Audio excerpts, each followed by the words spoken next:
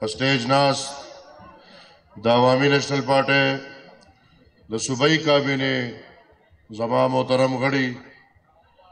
او په سټیج ناست د پیښور محترم ارګنایزر صاحب او د هغې د کمیټۍ ملګري، ما ته مخامخ ناست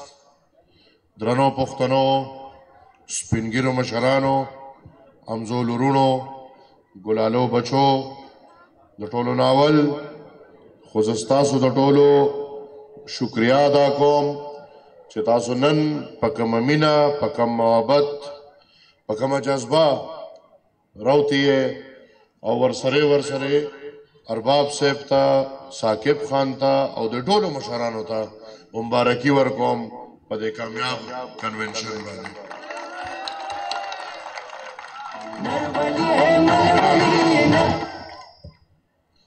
ګرانو وروڼو، که موږ نظر واچو نو نن په ټوله پښتونخوا کې کو هغه غر دی او کو سمه ده، الحمدلله واحد عوامي نیشنل پارټي ده چې په تنظیمي توګه د امیدوارانو په توګه په ټوله صوبه کې په میدان د الیکشن تیاری په هر شکل الحمدلله د عوامي نیشنل پارټۍ روان دی. د نورو پارټو له هیڅ پته نه لګي چې څونه پارټۍ دي، د هغې له د الیکشن تړه کېږي یا نه کېږي، نه امیدواران شته، نه حرکت شته. که په میدان ګورو، زه تاسو یقین وکړئ چې زه تقریبا په د ټوله صوبه کې د جلسو د اهتمام چې زموږ د امیدوارانو کړی دی، زه د ټوله صوبه کې وګرځېدم. زه حیدر خان، بابک صاحب، میا صاحب، حالات الحمدلله داسې دي چې پښتون خو پرېږدی چې د پښتونخوا اونې او بوټیم له خیره سره دي، یو سور نښه ده او انشاءالله دا اثر به پر روان انتخابات کې غورځوي. ګرانو وروڼو، ګرانو مشرانو، د هغې وجوهات دي. زما په سوچ لومړنۍ وجه خو یې دغه یقین د خپل قام د عوامي نیشنل پارټۍ په ماضي، په حال او په مستقبل چې انشاءالله پښتون قوم ته دا پته ده چې عوامي نیشنل پارټي هیڅ چرې هم د پښتون قوم د حق، د پښتون قوم د وسایل، د پښتون قوم د پہچان نه په یو صورت رسته کېدو واله نه ده. تاسو ګورئ ګرانو وروڼو چې د نن په ماحول کې خلک نظریې خو وړې خبرې دي، دې حد ته ورسېدل چې خلک د کرسو دپاره مور او پلار بدلی.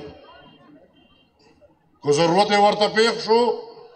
د دې کرسو دپاره کیدی شي چې خپل ایمان بدل کړي. هغه کرسۍ چې خلک ورپسې دي، حیا یې ورپسې پرېښې ده، عزت یې ورپسې پرېښې دی، وقار یې ورپسې پرېښې دی، هر دو لګوي خو چې هغې کرسۍ ته ځان ورسوي. الحمدلله دا هغه کرسۍ دي چې ستاسو مشرانو باچا خان، ولی خان، اسفندیار خان او انشاءالله زه یو ځوان ستاسو په مخ کې دا لوس کوم چې د دغې کرسو لالچیان نه یو، دغې کرسو له به موږ لتې ورکوو چې دا خلک ورپسې ایمانونه بیلي. کو لالچ لرو، د خپل قام لالچ لرو. تاسو پسې به خلک ګرځي مختلف رنګونو کې. څوک به درته وایي چې ووټ راکړې چې زه وزیر اعلی شم، څوک به درته وایي چې ووټ راکړې چې زه وزیر شم،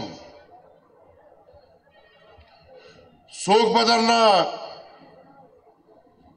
په یو بانه ووټ غواړي، څوک به درنه په بل بانه ووټ غواړي. پښتنو دا مې ایمان دی او دا مې یقین دی چې انشاءالله دا د باچا خان بابا او د خدای خدمتګارو هغه د فکر تسلسل دی چې که زه یا زما پارټي نن د پښتنو در ته روانه ده، نن د پښتنو هر کلی هر کوڅې ته روانه ده نو انشاءالله د ځان دپاره هېڅ نه غواړو بلکې کچکول ګرځو خیر غواړو نو د خپل قام دپاره غواړو د خپل قام حق غواړو د خپل قام ګټه غواړو خپل وسایل غواړو انشاءالله د هغې نه علاوه یو لالچ نه لرو او دا زه بار بار ځکه دوراوم چې لالچ نه لرو نو انشاءالله داسې سودا به ونه کړو چې ستاسو د حق او ستاسو د وسایلو نه موږ مخ په شا شو ګرانو وروڼو زه چا پسې خبرې نه کول غواړم زه نن تش د خپلو حالاتو او د خپل قام د ستونزو نشاندهي کول غواړم پښتنو وروڼو یاد دې وي چې پښتون قوم من حیث القوم مسلمان دی دا خبره لکه د انور واضحه ده چې یو قوم چې هغه من حیث القوم مسلمان دی هغه پښتون دی نو بیا چې یو قوم په ټوله مسلمان دی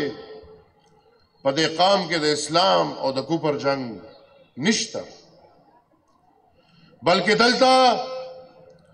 د ذاتی فوایدو دپاره د ذاتی لالچونو دپاره د کرسو او د عهدو دپاره د نوکرو او د مزو او د چرچو دپاره خلق مذهب استعمالوي د مذهب په جامه کې ودرېږي او زه ورته کلا ووایم خپل منځ خپل اودس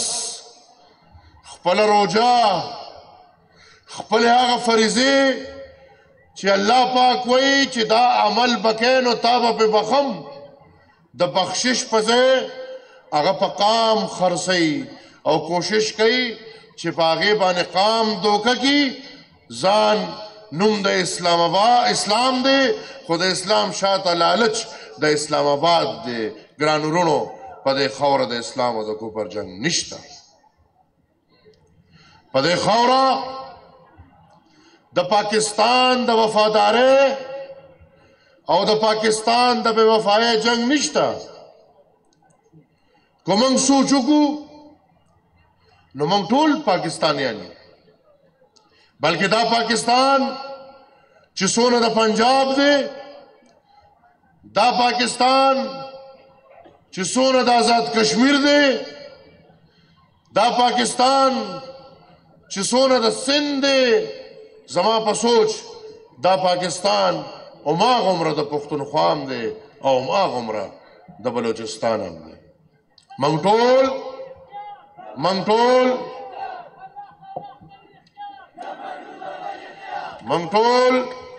د دې ملک دپاره جدوجہد کوو بلکې دا ولرو چې الحمدلله دا باچا خانو دا د هغه نظریه وه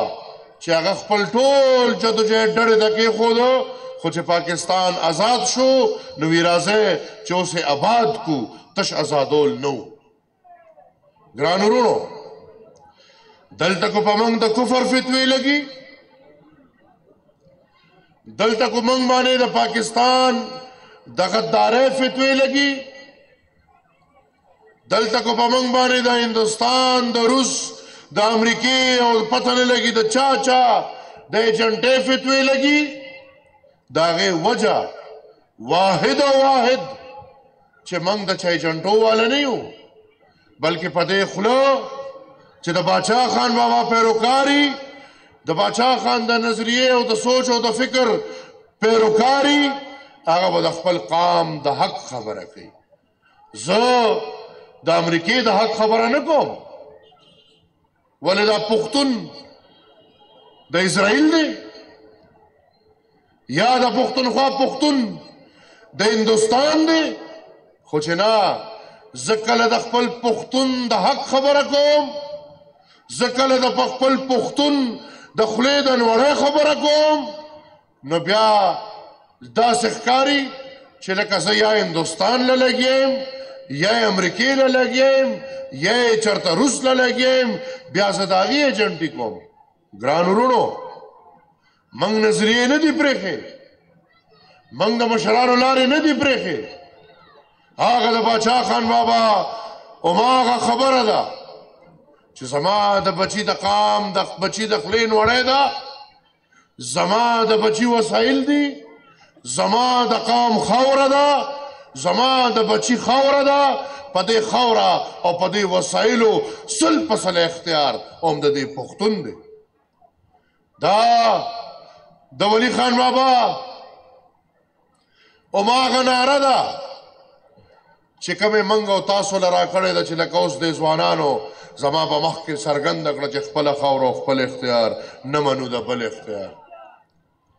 دا د ولی خان بابا هماغه نشاندهی ده چې هغه به وایي چې هغه انګریز ته ډېر خو پخوا به دا شملې په چاټو کې کېدې، نو ولی خان بابا به دا مثال ورکو، وی انګریز په دې ښه دی چې کو د هغې چاټې نه کوچ وړي نو شمله ماته پرېږدي، او که نه شمله وړي نو کوچ ماته پرېږدي. اوس وی په داسې بلاګانې اورېدلي یو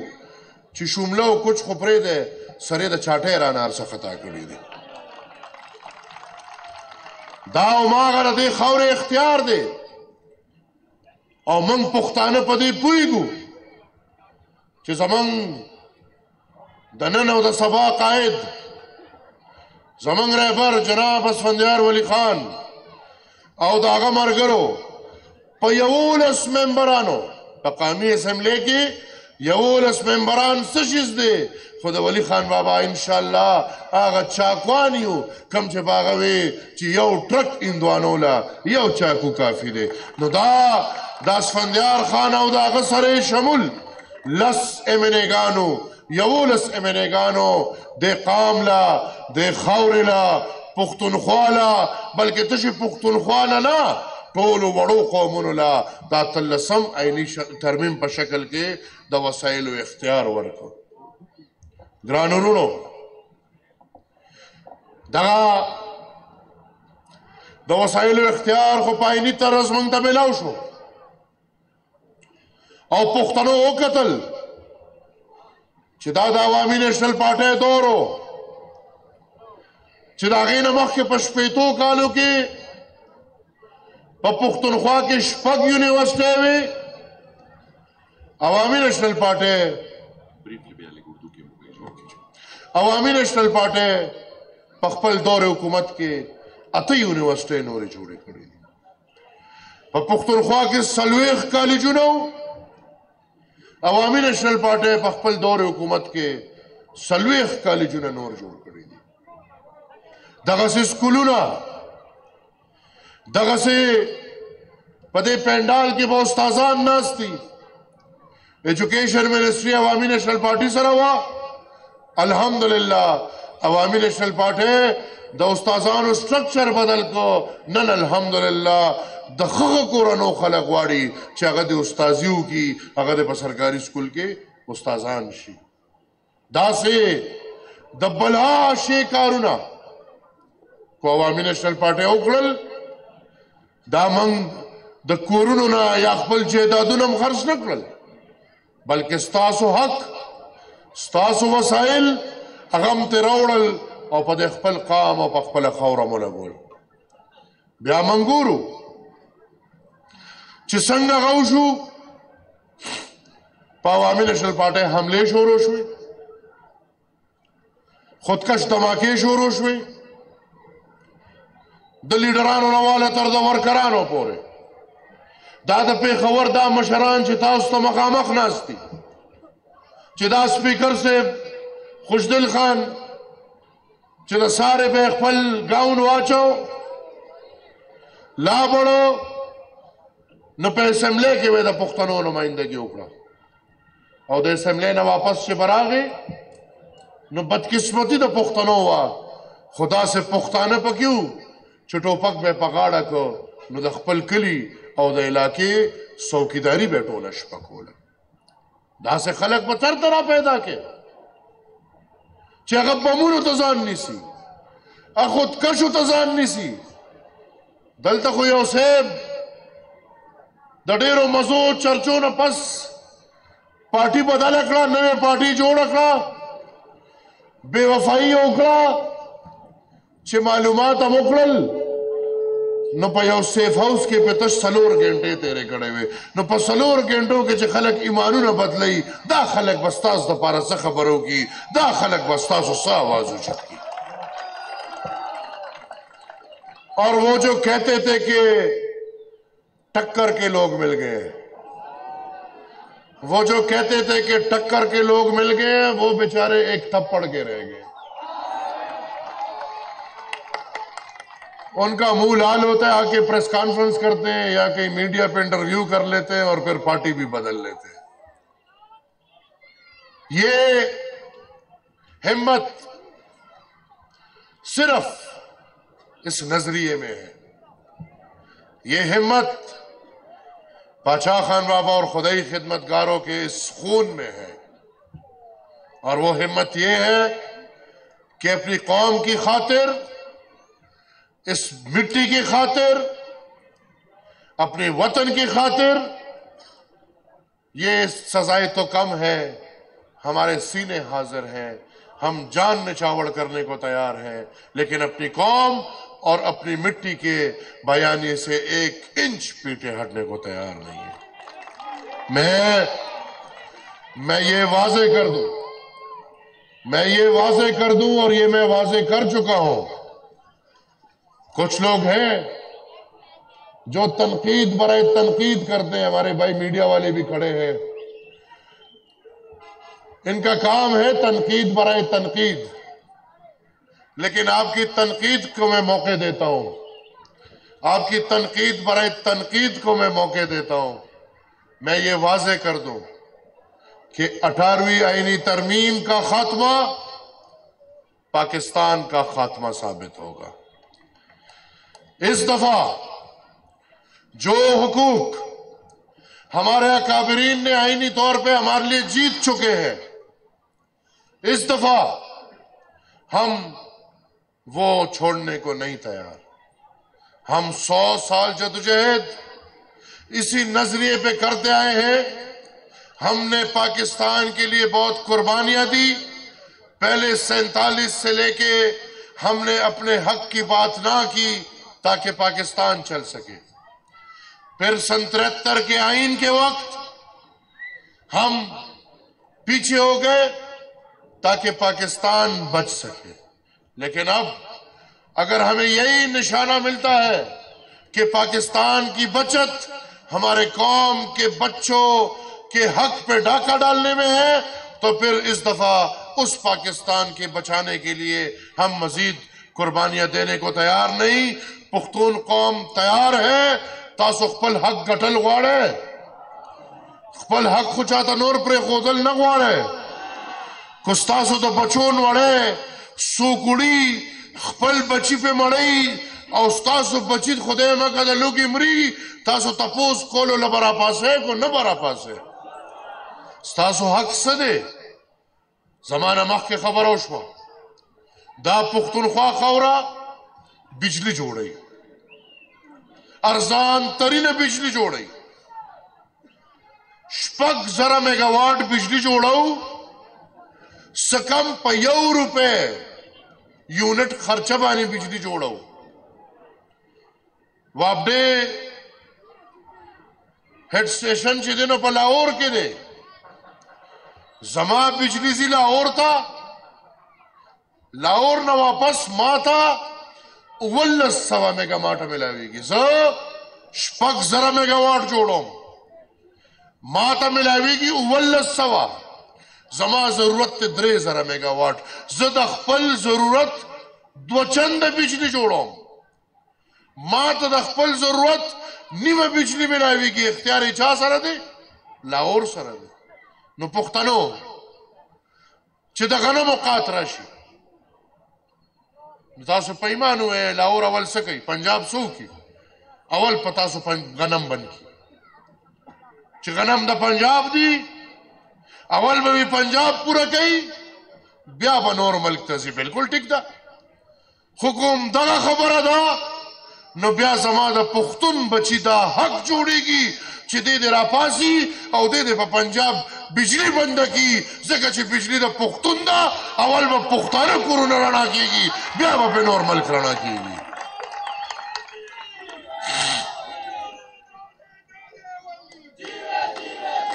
ګرانو وروڼو ملکونه دا زمونږ د دنیا پلکاو مزدوران اماراتو ته تللي دي ابودابي کې څه دي تیل دي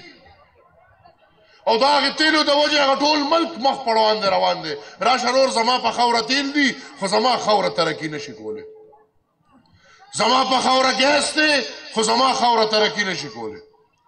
زما په خاوره یورینیم دی زما خاوره ترقي نشي کولی زما په خاوره کرومایټ نیپرایټ زما خاوره ترقي نشي کولی زما خاوره د خدای مالامال زما وطن د سرو سپینو نه ډک خو زما بچی نار لغړ خپې بلخپې زما لاره کوڅه ویرانه زما کور اجره برباد زما جومات شهید زما د سکول نظام نشته زما د اسپتال نظام نشته زما وطن دغه حال دی مال مشته حال مشته خو خامار پروت دی زما د بچی نوړی وړي زما د بچی پکې دغه حال دی نو پښتنو تر کومې پورې به غلې ناست یو تر کومې پورې به اینو چې زما حق به لوړي تر کومې پورې به ځان اوته کوو چې زما د بچي نوړی به لوړي او زه دغسې ناست یم نو ګرانو وروڼو بیا ایمان به تیرو ایمان به دا تیرو چې موږ د باچا خان پیروکار کوتک ته نشو لاس کولی ټوپک ته نشو لاس کولی کاڼي ته نشو لاس کولی نور څه نشو کولی بلکې د آیین د لارې د خپل حق دپاره جدوجہد کولی شو او پښتنو زه خو انشاءالله هر حد ته تلو ته تیار یم آیا د خپلو بچو د حق دپاره زما لپاره نه د خپلو بچو د حق دپاره تاسو ما سره ودرېدو ته تیار یې که نه یې تاسو دا خپل بجلی ګټل غواړئ او که نه ګټل غواړئ تاسو خپل دا ګیس او تیل خپلول غواړئ که نه خپلول غواړئ تاسو د خپلو بچو مستقبل بدلول غواړئ که نه بدلول غواړئ تاسو د خپلو بچو مستقبل روښانه کول غواړئ که نه غواړئ نو چې غواړئ بیا د دې یو لار ده د دې واحد لار ده نه ملا نه زانی خان نه بل بلکې که خپل قام خپلوي خپل خاوره خپلوي خپل وسایل خپلوي تش اتمنا هر تاریخ چې انتخابي ایمان تیر کې لاټین سره ودرېږي لاټین له اختیار ورکې پښتنو له اختیار ورکې خپل کور له اختیار ورکې دا مې در سره لوز دی چې انشاءالله ستاسو په اختیار به د کرسو سیاست نه کوم انشاءالله ستاسو په اختیار به کرسو ته لکې نه وام بلکې انشاءالله ستاسو په اختیار به هم ستاسو اختیار خپلوم ستاسو د بچو اختیار به خپلوم او تاسو له مې راوړم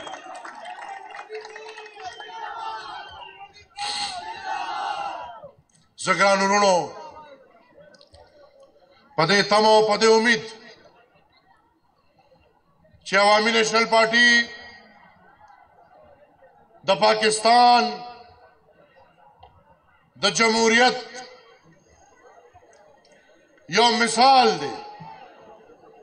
دا د پرون د یو پارټۍ انتخاب وشو زما په خیال چې دا د پی ایس ایف هلکان زیات تعداد کې ناست دي بلکې زما په خیال چې د میډیا په کنټینر تعداد زیات دی خو پرون د پی ټی آی په انتخابات کې دونه تعداد هم نه او صاحبه اول خو په پاکستان حکومت کې شی سلیکټډ و خو اوس خو په پارټۍ دننه مرسه سلیکټډ شو خو چې دا ځان ته ډېر هوښیار وایي نو که تاسو خیال کړي د پښتو متل دی هوښیاره مرغۍ وي یا نه ګیرېږي او یا د دواړو خپو نه ګیرېږي نو هغه یو صاحب په یو ټکي لیډر شو یو صاحب په یو ټکي لیډر شو خو د بدقسمتۍ نه دي ته وایم چې همدغه وړګې ستاسو صوباړې او همدغه وړګې ستاسو عمران دا بدقسمتي ده ستاسو چې عمران هم وړ گیا او صوباړ هم وړ گیا دا الله د خیر کې چې الیکشن پورې بچم دیم پاتې شي کنه تاسو ور سره گزاره کوي ډېر ورته چې راځي ډېر لکه مه ګورئ جس ډېر ګډ وډ دی بل د دغې کرسۍ دپاره هره پارټي وکته دی لکه هغه پیپل پارټي بوټو پیپل پارټي افتاب خان نو بیا زمنګ په وخت کې حکومت کې بیا منګ لراغې پیپل پارټي بوټو نو بیا عمران خان نو د عمران چې ورله څوک کړل خدای شته کو یو لیډر چا سره دونه وکړي دا د عمران چې دې سړي سره څو نه وکړل زما په خیال لیډرشپ په خپلې پارټۍ کې به کمو خلکو سره دونه ښېګړې کوي خو دا سړی بیخي ما چې اول مثال ورکړ چې دا د کورسو داسې لالچیان دي چې دې کورسو پسې مور او پلار هم پرېږدي مور او پلار هم ورپسې بدلوي دا خو یو عمران ده چې ورپسې پرېښوده خو د بدقسمتۍ نه عمران دا نه پېژندل عمران چې طاقت کې راته عمده خلک ورله دي راوستل هغه خلک یې راوستل چې د هغې سوچ اس فکر اس ایمان اس پښتو نه وه بلکې هغې د کورسو دپاره ټول عمر یا بوټ پاک کړی دی یا سلوټونه کړي دي او چې دغې فوجیانو ورته ویلي دي چې سوټې په سر وتپی هغې سوټې راغشتي دي او په سر یې تپلي دي نن کو دی جاړي چې دغه خلک دنه روان دی دا احساس پرون ده ته پکارو ګرانو وروڼو ما چې کومه خبره کوله نو عوامي نیشنل پارټي د جمهوریت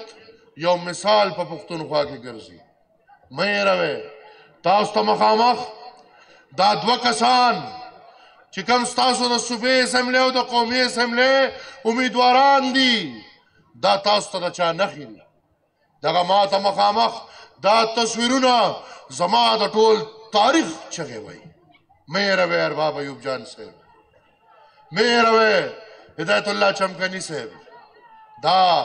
ستاسو د دې خاورې ستوري وو او انشاءالله ثاقب خان چمکني او ارباب عثمان صاحب به ستاسو د دې خاورې ستوري وي زه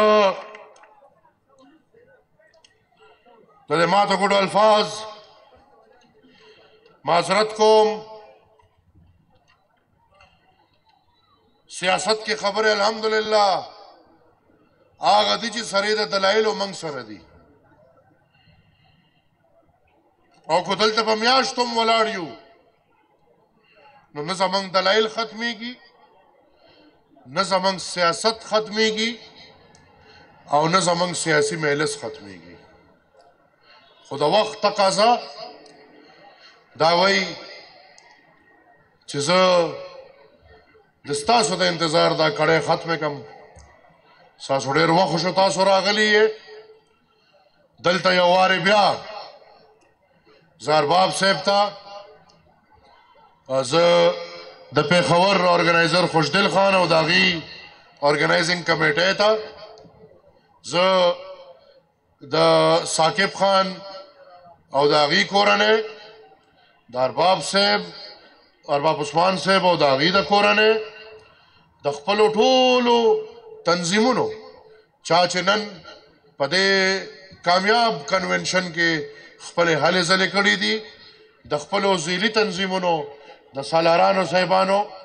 زه د پی ایس ایف د ځوانانو زه د ملګري وکیلانو ملګري استادانو ملګري لیکوالانو